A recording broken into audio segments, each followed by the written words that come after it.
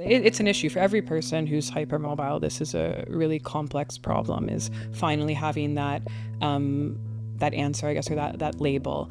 There's this pressure, I think, for everyone to kind of try to rush out and, get a diagnosis, but the reality is that sometimes a diagnosis doesn't lead to accessing better care. That's the disappointing reality that's frustrating that a lot of people deal with. However, a diagnosis should lead to better healthcare, and it should help keep the patient safe, and it should help that patient make better clinical decisions with their doctor. And again, it's particularly difficult in the UK when it comes to a diagnosis because it's very, very challenging to go through the NHS.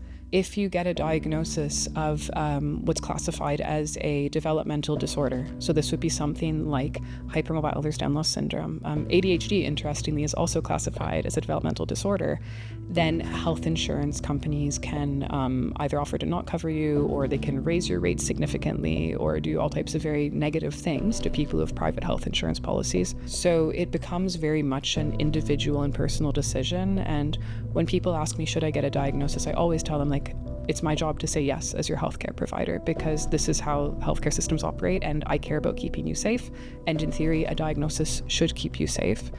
But when it comes to that patient, having to choose between trying to fund it themselves in the UK, because there really are not pathways through the NHS, it's very, very difficult. Or, being under significant financial strain potentially because of that, it becomes a very complex decision that involves a human with different concerns and different priorities and, different things going on in their life. So it really is, it shouldn't be as problematic as it is.